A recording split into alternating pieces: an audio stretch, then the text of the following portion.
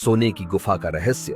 एक जादुई यात्रा पुराने जमाने की बात है, जब दुनिया में विज्ञान से ज्यादा जादू का असर था। तब नदियां चांदी की तरह चमकती थीं, हवाओं में रहस्यमयी फुसफुसाहटें होती थीं और पेड़ों के झुरमुटों में परियां, राक्षस और आत्माएं छिपी रहती थीं। उस समय एक घना और रहस्यमय जंगल था, जिसे लोग काली छाया वन कहते थे।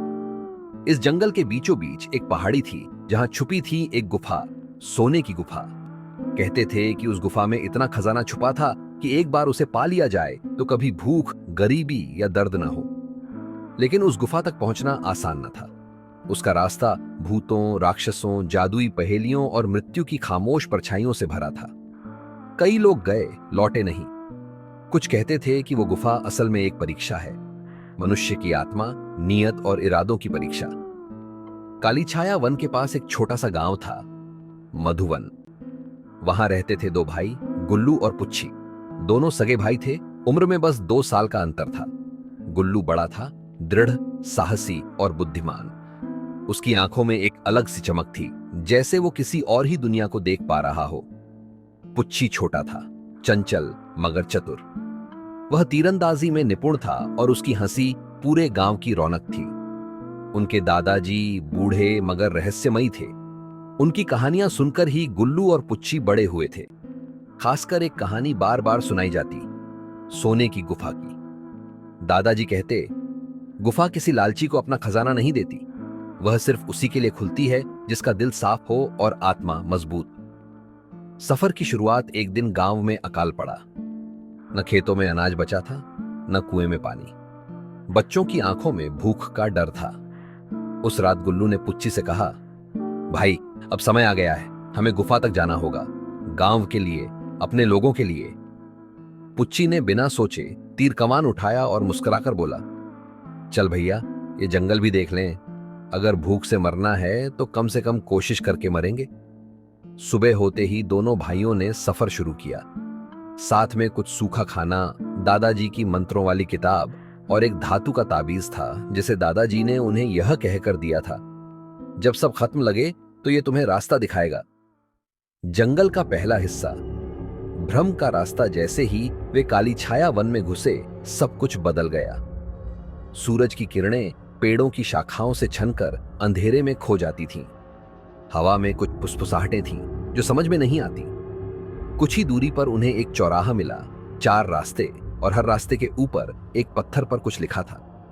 जहां डर है वहीं खजाना है, जहां प्रकाश है वहीं रास्ता है, जहां आवाज है वहीं धोखा है, जहां मौन है वहीं सत्य है।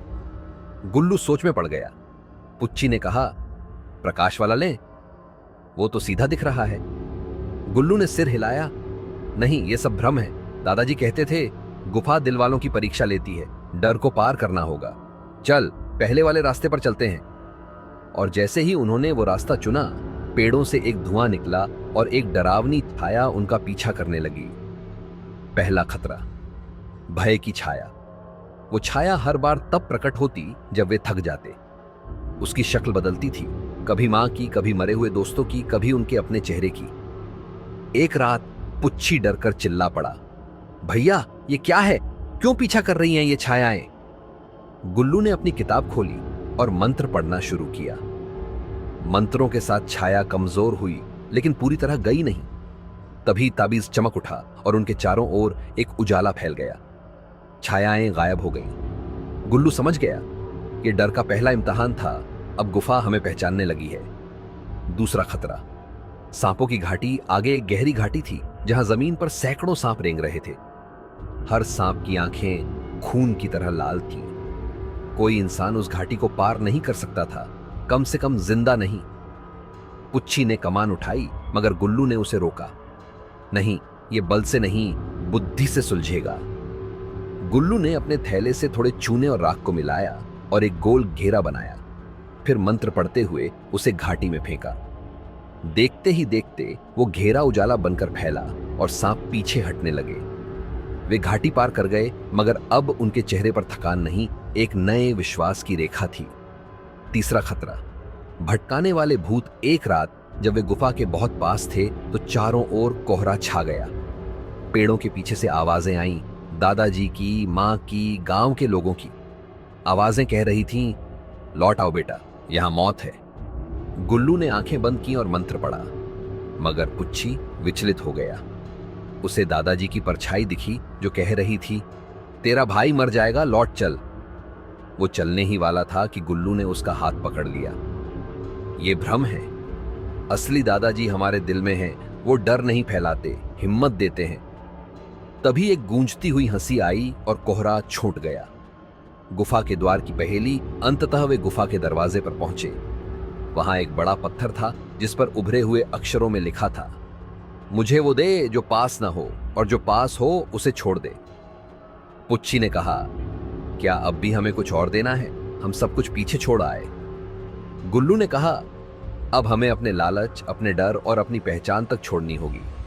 खुद को मिटाकर ही कुछ नया पाया जा सकता है। गुल्लू ने वह ताबीज गुफा के सामने रख दिया और कहा, हम खजाने के लिए नहीं आए, हम उम्मीद लेने आए हैं। अगर ये काफी नहीं तो हमें कुछ नहीं चाहिए।